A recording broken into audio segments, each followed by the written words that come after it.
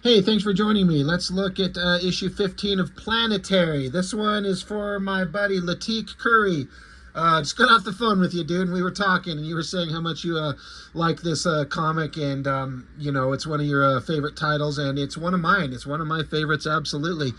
Um, this is kind of unfortunate that whenever I put up a video with this title, there's not a lot of people. It doesn't get a lot of views. I think it just kind of falls under that umbrella of people don't know what it is. So people who are subscribed to my channel, they might look at the thumbnail and be like, Planetary, I don't know what that is, because in the sea of social media and YouTube videos and everyone, there's always, most of us have a lot of stuff we're probably, a lot of content we're consuming on a daily basis, and you look at stuff and like, oh, maybe I'll check it out later, or that doesn't look like anything I'm interested in. I get it. I do the same way. I'm subscribed to a whole bunch of people on YouTube, and I don't always watch everything they do, but Planetary is one of those things where it's just such a fantastic comic. It's so well made, and but it's not X-Men or Batman or Spawn or something like that. So it's not known to the wider audience. But for those who know, those who read it, and those who understand, like it's a fantastic comic, and people love it. I don't think I've ran into anybody that I can recall that's read it and just didn't like it. As far as I can remember, I'm just trying to go back in my memory. Everyone I've known that's ran into it and read it at least likes it, if not loves it. Anyway, issue 15. It's hard to sum up everything. The whole story is about this guy, Elijah Snow, who is this mysterious guy with all kinds of knowledge and weird abilities, but big gaps in his memory, that was recruited by this agency called Planetary, and their whole kind of gig is to investigate the weird things of the world. And I mention this every time. This is supposed to be set in the Wildstorm universe, like the Wildcats and Gen 13 are running around in this world. But Warren Ellis is so smart, he just leaves that shit behind, and we don't acknowledge it at all because that shit's boring and stupid. What's interesting is Warren Ellis taking all these concepts that he loves, his understanding of history and science and technology and theory, and combining them with comic book, action, adventure, superhero, sci-fi, pulp heroes, everything. And he just combines it into this wide array of interesting stories. It just blew me away as a kid. I just turned, as of this recording, I turned 49 yesterday, and this thing come out in the 2000s. So I was in my early 20s, so I wasn't a kid, but God, I would like to be in my 20s again. This getting old shit sucks. But I loved it when I was reading it, but then as I read it, as I get older, it doesn't lose any of its interest. It's so well constructed. And but yeah, the Planetary group, they're investigating the mysterious things of the world, which is oftentimes like pop culture familiar things. They visited an island with all the monsters of Godzilla on it. We visited classic the classic universal monsters like Dracula and stuff like that, and Frankenstein in certain ways, and then old superhero concepts from back in the day, but altered to be different, so it's not copyright infringing anybody. But the interesting part of this book is how there's this secretive organization of bad guys, and I know I mention this every time, but it's an evil version of the Fantastic Four, and it's fascinating as hell, and we see so little of them. It's more about their presence and the consequences of the actions of this evil Fantastic Four, more so than ever seeing them real time. And that story is fascinating to me. And the only thing that kind of bugs me about the comic when I was reading it, because the comic as it was published started getting spaced out more and more in between issues as life events kind of held up. I think mostly Warren Ellis, the writer. But I wanted to see a resolution to the story, but they would do issues where you get a big, awesome book that has big components to the story and advances the main plot and the main narrative quickly, and then Warren Ellis will kind of veer off for a minute and do kind of a little side story for an issue that is interesting, as always, but is not directly moving the plot forward so much as just talking about some other concepts that I think Warren Ellis just gets kind of interested in. which is fine. It was frustrating reading it in real time because they came out so infrequently and they're so good you want more and you didn't get them. Reading them now as a complete series, it's really fascinating, I'm sure, especially to people who read it for the first time. But this starting page, you know, these interesting characters running through the sky, it's kind of like giving kind of a cultural a specific cultural explanation for the creation of the world.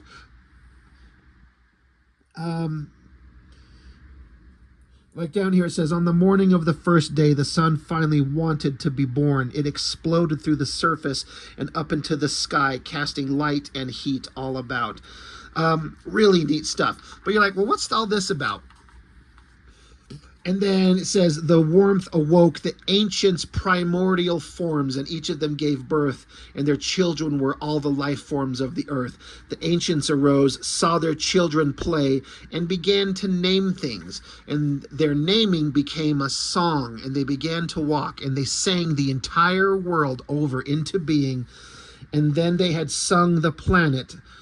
And then, and then they had sung the planet. They were tired once more and went back into the earth to sleep. So it's like a folklore kind of telling of the creation of the universe and ancient gods and things like that, creating the world by singing. It's an interesting thing to start out with. You're like, what the fuck does that have to do with anything? Then we cut over to story point. This is Elijah Snow, and when we were introduced to him and the stories, we found out that the Planetary team had a member that was part of the team and had recently-ish been killed, and he's kind of a mystery. Where did he go? What happened to him? Ambrose Chase is his name, but he's dead. And also part of the story is that Elijah Snow here, he'd lost his memories, but he eventually got his memories back. And what we find out is that he is actually the guy who owns and runs and operates Planetary since its inception. It's just that the Four got sick of his interference, and so they captured him and wiped most of his memories, specifically about his connection to the Four, and then put him back out into the world.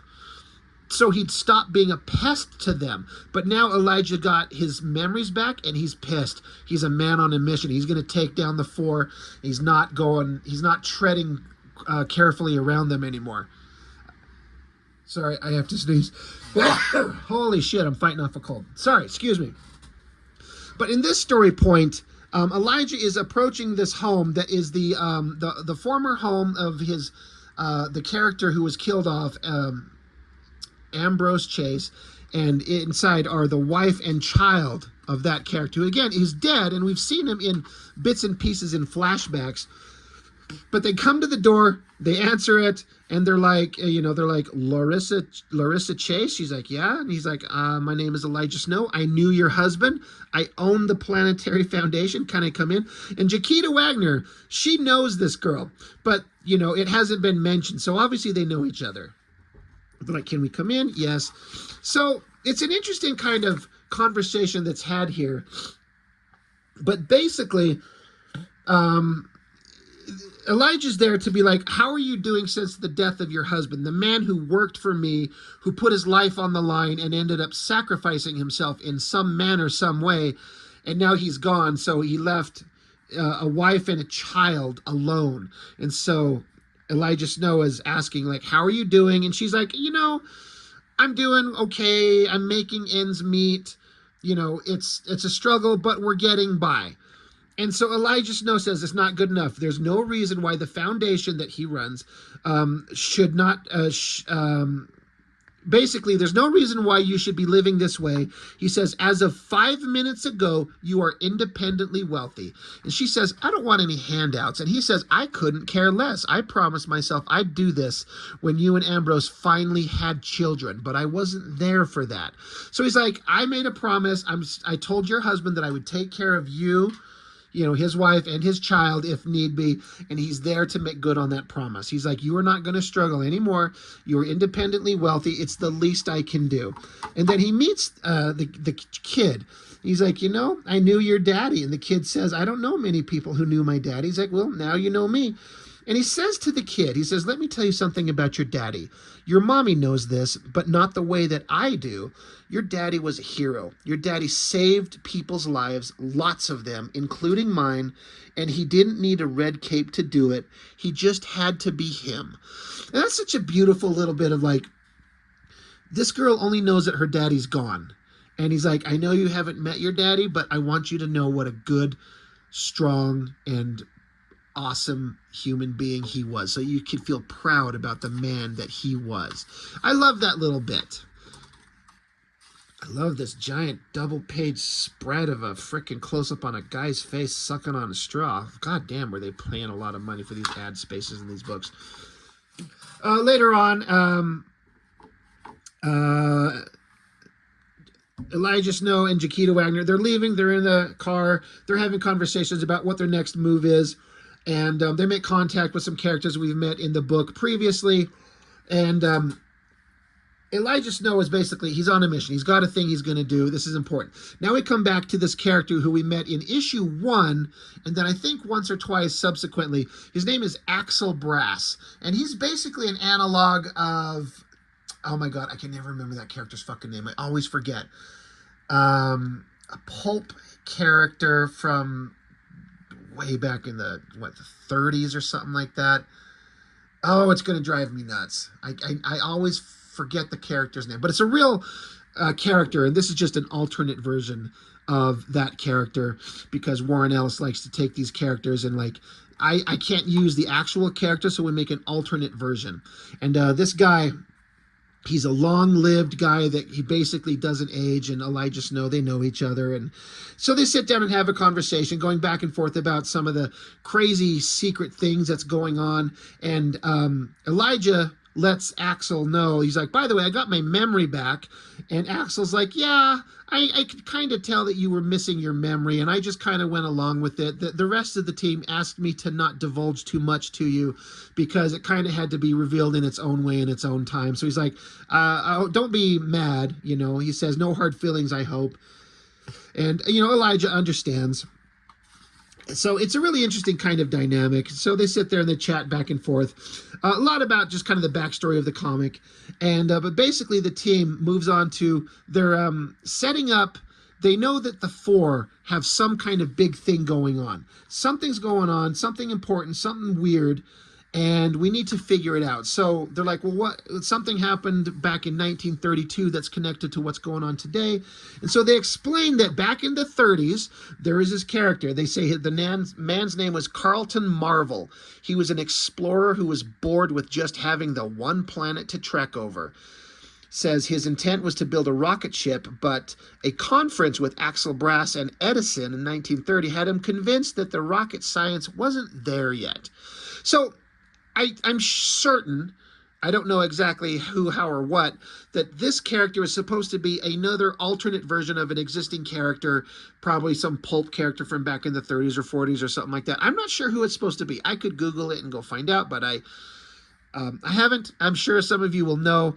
It's just interesting that, again, Warren Ellis takes these characters and he's like, I want to use a version of this guy, and he's going to make it more science-y and kind of dark and interesting and realistic, but inspiring and dramatic. I don't know.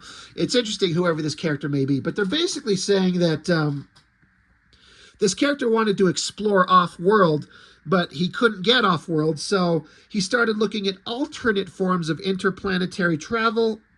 He had a session with some mad shaman or someone who had introduced the concept of dream time to him. So a place beyond this one where reality was initiated. So they go on to explain there's this other dimension that he kind of found out through a conversation with the shaman, and he thinks that he knows how to reach it. There's this big rock formation. It says here, Ayers Rock, A-Y-R-E-S, Ayers Rock. It's someplace in Australia, which before I started recording, I saw this and I went and looked it up. And yeah, it's a real place, which doesn't surprise me at all. It's some kind of giant mountainous formation that has very deep, significant cultural significance to, I believe, the Aboriginal people who live there. for their culture and their beliefs and things like that. And it's really there. And it doesn't surprise me in the slightest that Warren Ellis would see something like this, read up on it, understand it, and then take and work that into his weird science fiction story somehow. But basically, the concept is that this character found a way to traverse into the dream world, and this mountainous area is a focal point where it could be breached by doing certain kind of things to get in access to it. And whether he did or didn't make it successfully, who knows? But they know that that's where this thing originated, and the evil Reed Richards is going there to access it for some reason. And so another odd thing with the kind of layout of this book, I mean, how many pages have I just flipped through of story? You know, we got the beginning here. 1, 2, 3, 4, 5, 6, 7, 8, 9, 10, 11, 12. 13 pages in, we get a splash page with the credits on it. Several times I've been reading this book and I'll flip through it, and in my peripherals, I just see what looks like an ad for what I kind of think is like probably an ad for another book, because you don't usually see the credits page in the middle of the book. So I just instantly go to here. But I'm like, wait, no. Okay, no, this is a page of the book. It's just weird to put the credits so far into it. It says Creation Song. And so here is that actual mountain in Australia. And again, you can Google this, and it looks like John Cassidy, obviously, smartly, he wouldn't do anything otherwise. I'm sure Warren Ellis told him to, went and referenced it. This is what this thing needs to look like. It needs to look very specifically like this. But then there's this giant, huge, unbelievably massive construct around it, pointing what looks like a gun down into the center of it. It's crazy. So the Planetary crew is coming along. They're looking at it. They're like, what the hell is that? And they're like, it looks like a gun. And check it out. Just above it, there's this odd-looking, crazy, floating, massive spaceship in the sky. And they're like, that must be the Four supervising. Time to ruin their day. So, you can tell that they were talking about on the previous page how this guy used basically probably magic and scientific abilities to breach this other dimension, but the Four are just going to blast a fucking hole through it to try and get to it. And we don't want to let that happen, because anything that the Four does is bad. It's going to be a bad time. So they sit here and talk back and forth about how are we going to access it? What are we going to do? What is the means to solving this? And there's some kind of, it's hard to explain. Warren Ellis is way too smart and creative to explain this simply, but it's kind of like they talk about magic in these books as just being, it's like analogous to playing a video game. The world that we live in is like a video game, and magic is a cheat code that alters the rules of the world that you live in. And so they're talking about trying to access the code of this world by a computer virus to upload, to alter, Jesus Christ, I can't speak, the program of what's going to happen here to disrupt what the Four is going to do. And they find out that it's basically like they talk about the accessing it is through song, because at the very beginning it was talking about how the creatures, the gods, sang into existence all forms of life. And so to access this, it's about song, hence the title of the story, Creation Song. So it's really interesting. They explain it out here. And but they're like, there's an alternate universe, dream time, where existence is thought up into reality. The last people that we want getting in there are these evil Fantastic Four characters. They're just the worst. And so they've got this gun that's going to fire out this beam that's the carrying the information to access this. As they're approaching in their helicopter, the evil Fantastic Four, their ship is up there, and they're deploying helicopters to come attack. So they're like, all right, well, let's go. We got to do this. This is going to suck, but let's go. And so Jaquita, again, I talk about this all the time. I love comics that don't litter the page with text boxes. It's just telling us through the visuals. There's nothing that could be improved in this storytelling by a bunch of text boxes everywhere explaining shit. Just look at it.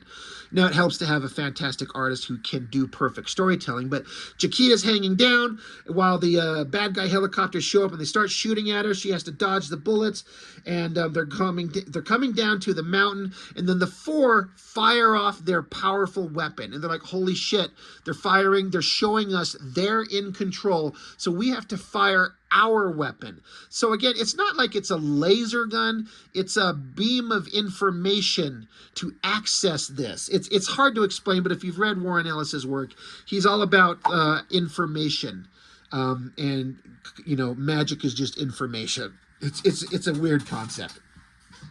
But they both fire their weapons at this giant mountainous structure. It rumbles, it crumbles, it falls apart, it's moving, it's shaking, it earthquakes, something. The giant god from the first pages that we saw being told in like a myth being passed down through legend, it actually, the mountain itself transforms into a humanoid man type figure. It just erupts.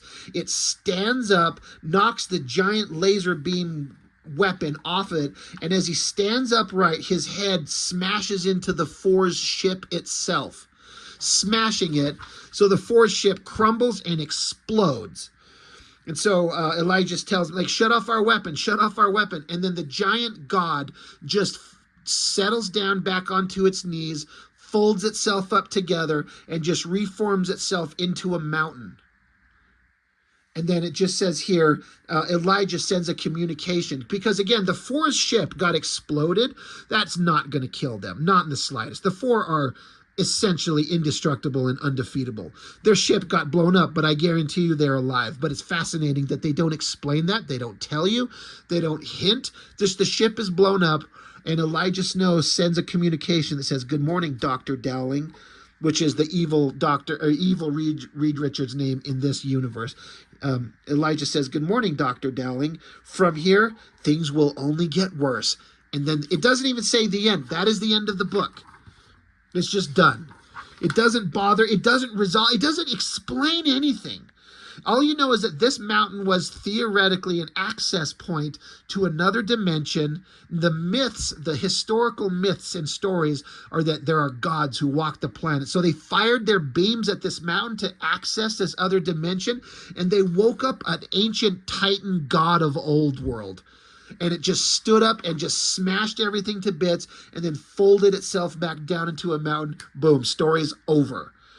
It's fascinating. It's ballsy. No one would have the balls to like make stories like this that just shows you stuff and they don't fucking explain it to you. You don't need to be spoon-fed information. Like, I'm sitting here going, I want to know more. But you know what? Wanting to know more so often, not always, but often, is more interesting than getting the answers, because the answers will never live up to the mystery that you've built into your head. And sometimes the answer is just, oh, okay, that's what it was. But sitting here, like, you never get an answer to it. They just watched an ancient god rise up, smash into things, and then settle back down. And again, when I looked up this mountain for real in Australia, looking at it, I can see some the angles in the mound. It looks like a person kind of folded up, just like shown here, like a humanoid body settled down with its knees folded in and its arms folded in. You can almost see it as like a man lying on the ground, sort of. And so I could just imagine Warren Ellis looking at it and kind of seeing the cultural significance of this mountain, what it is, and he works it into his crazy science fiction story that, again, barely moves the plot forward between the confrontation between Planetary and the evil Fantastic Four, but you get a little bit. Elijah just showed up and fucked up their plans big time. And Elijah's saying, you know what? I know you guys are immortal and invincible and unstoppable, but I'm coming for your asses anyway. And Elijah is not scared in the slightest. It's like he knows something. You know, it's fascinating. And so again, when I read it, I loved it, but I'm like, God damn it, I want to know more. I'm so interested in the story. I want to know what else is going to happen. In the next issues, they got months and months in between. Sometimes there was like a year. I think one time maybe even 2 years between issues. Oh my God, it was so aggravating and frustrating, but I loved every issue that come out. So It's a weird book. It's fascinating, especially if you know kind of old pulp characters. Um, I'm trying to remember that. It's the Axel Brass analog. Bronze duck. Oh my god, you guys are going to tell me. But anyway, if you know some of these old characters and these old pulp heroes, and you understand who they are, and you see how Warren Ellis has worked them into the story, it's got to be fascinating. Just in terms of like an X-Files type science fiction mystery superhero horror comic. It's got everything. And it's got the incredible artwork of the late John Cassidy. It's one of my favorite comic books of all time. And, when I love a thing, I really like to get out there and shout it out. It's fantastic. I could never in my wildest dreams hope to create a comic that even remotely approaches anything like this. But it's fascinating stuff. I love it. I hope you enjoyed it. Thank you for joining me. And again, Latik, this one's for you, brother. Every time. I know you love him, and you're here with me. You know how much I love him. So me and you, man, these are for us. That's all I got for this now. Thank you for watching. I'll see you next time.